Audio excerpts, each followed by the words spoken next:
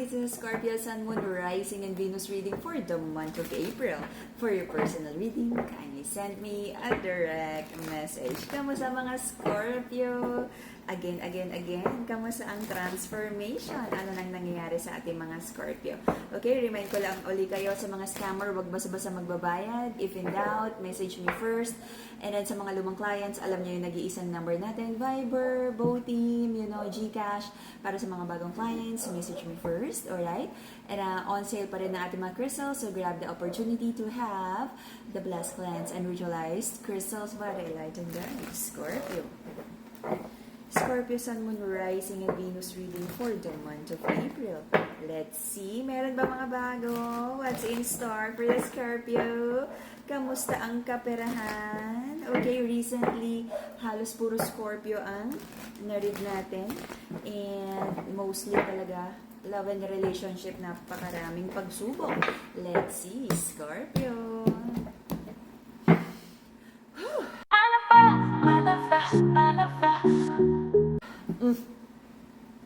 Reconnection, reconciliation, pag-uusap, peace talk.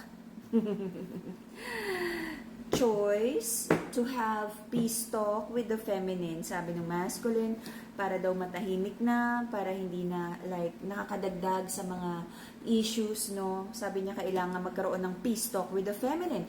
But you can see the energy of the masculine, may pagka-immature, meron siya mga pangako na hindi niya napapanindigan sa feminine. Kaya ano nga ba ang aasahan natin? Siyempre, maghihimagsik na naman ang feminine pag naramdaman niya na pinangakuan siya, empty promises na naman. Alright? So, masculine, if you're listening to this, wag basa-basa mangangako just to shut the person up. Alam mo yun, minsan may ugaling ganyan yung mga lalaki na parang, sige na nga, sabihin ko na para tumigil lang, ingay, di ba?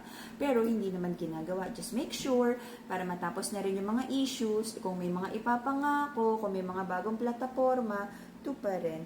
Okay? I feel nagkaroon ng tigil usapan, gere, no?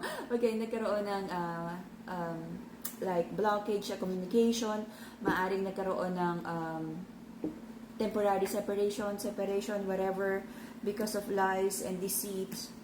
But I feel gusto nyo nang bigyan ng linaw ang mga bagay at tapusin na ang mga dishonest energy na to. Alam nyo pareho na hindi naging wish fulfillment or hindi naging ideal or like hindi nyo nagustuhan yung energy nung kasal pangako nung relationship na to. Kahit, no, kumbaga, this is like, he said, she said, na ginawa nyo pareho yung best nyo, but it feels like kung ano man yung best na yun, hindi kayo nagkakaintindihan kung ano ba talaga yung mga dapat mong ayusin at gawin to make this connection work out. Pero sa perspective ninyong dalawa, binigay nyo ang lahat, binigay nyo yung best, umunawa, nagmahal, sumobra-sobra, pareho nyong nararamdamang you feel parang na-neglect, pareho nyong nararamdaman na unrequited yung love. So this is like a big misunderstanding, okay?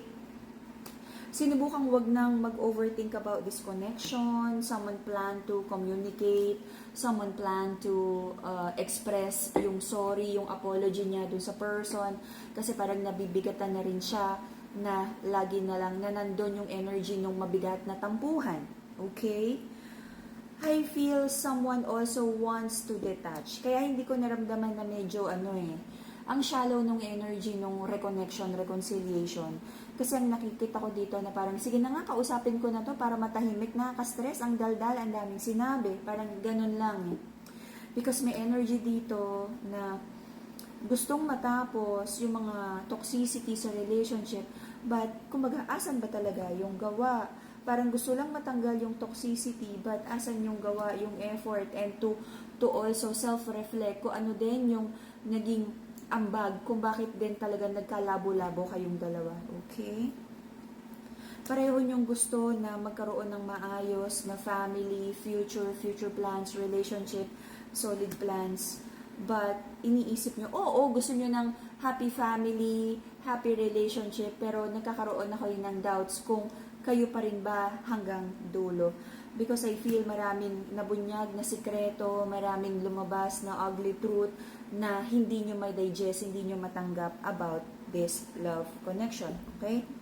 But sabi ng masculine, tanggap niya na talagang mahirap nang ayusin ang connection na to at parang aware na rin siya na this time is parang nag-hold back na siya ng full offer sa connection na to.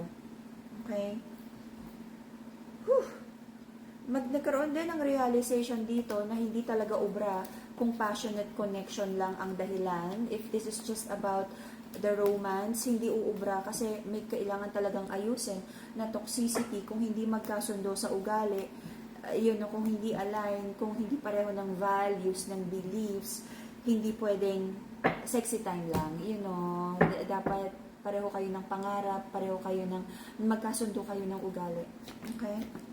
The reason for the reading is like the Strength card, pinilit kayanin na ayusin ang relationship na to. And I can see here, sabi ng feminine, kung hindi mag-step up yung masculine sa relationship na to, siya na yung like magtatap siya dun sa masculine energy niya na ayusin yung mga future plans, yung pamilya, kung ano man. Okay? And the feminine is tapping on her masculine energy kasi sabi niya, hindi niya maramdaman yung strong leadership at yung tamang leadership ng masculine. And yung other side of the coin, na emasculate, na-hurt naman yung ego ng masculine. Sabi niya, yabang naman ng feminine na to. Especially kung yung Scorpio, yung feminine, parang kinuha na yung trono sa masculine. But again, this is a big misunderstanding because sabi ng feminine, kaya lang naman siya nagli-lead sa relationship because hindi niya maramdaman yung tamang leadership ng masculine. Okay? To have a harmonious relationship, rose quartz. Mental clarity, connection with the divine, amethyst crystal. Okay? So, recent past, I feel, sabi ng mga Scorpio, napapagod na sila, so kailangan mo nang mag-focus sa sarili. And there's an energy of the masculine here na parang, sabihin natin may energy of, sabihin natin, immaturity pa rin, but being very stubborn, na sabi niya is, wala siyang mali, wala siyang kailangang ayusin. Okay? So, merong blind spot yung masculine here, hindi niya nakikita yung mga dapat din niyang ayusin sa end niya. Okay?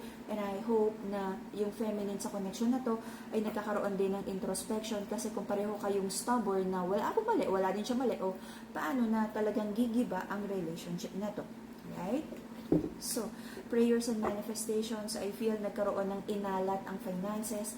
So, may mga pinagpe-pray na sana is ma-turn na yung good luck in favor of the Scorpios, magkaroon na ng magandang money flow, negosyo, promotion, yung mga hinihintay ng financial blessings, good news, may hinihintay, okay? Because for now, you feel stuck sa situation nyo right now. It's like kung paycheck to paycheck or may konting sobra, sabi ng mga Scorpio, pinagpe-pray nila na magkaroon na ng like magandang money flow para naman, lalo na kung may mga batang involved, okay? Or yung family, kung gustong i-treat yung magulang, magbakasyon, makapagpahinga man lang. Alright? Okay, manifesting abundance, Brazilian citrine. Meron din tayong combination ng love and money, rose quartz, and citrine. Okay? Good luck, carnelian. Okay? Motivation to do, the courage to do your manifestations, and for good luck, carnelian. Okay?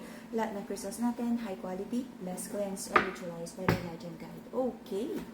Scorpio, bakit may energy dito na you're walking away? Sabi mo na stress ka na. May mga issues ka na nga sa pera eh. Kaya sabi mo, anyone na nagdadala ng negativity sa buhay mo, cut off. Sabi mo, ayaw mo na ng overthinking, ayaw mo na napapagod ka na. You feel so stressed. Anong nangyayari? You feel so stressed. Okay.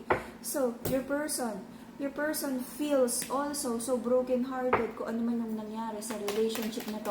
I feel may napakalaking blame game kayong dalawa kung sinong nagdala ng hindi magandang energy sa relationship na to. Sabi din ng person mo, hindi rin naman daw etong situation na to ang wish fulfillment niya. Okay? Nagbabatuhan kayo ng hindi magandang energy. You might be dealing with a Leo, Aqua,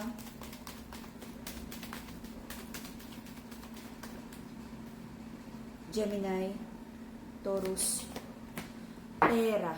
sobrang na-stress din yung person mo kasi sabi niya, ang dami daw bayarin and nahihirapan siyang magbayad at magbigay ng sustento. Okay? Kung ano man yan. Kung ano man yung mga pasan-pasan ng person mo. Sabi niya, nahihirapan na siya. At meron din siyang mga gustong abutin. Your person feels so disappointed, broken-hearted. Minsan nawawalan na siya ng motivation na ituloy yung mga pangarap, yung mga dreams niya. Kasi parang kahit ano daw gawin, parang ang alat ng life. Sabi ng mga Scorpio, makakagawa ka ba talaga ng decision? Kasi parang ang dami-dami mong kinoconsider. Kaya hindi ka makagawa ng decision for you. Maraming gustong i-build, but laging nakachacha yung energy mo. Hindi mo alam kung ito na ba yung tamang timing to do this big move.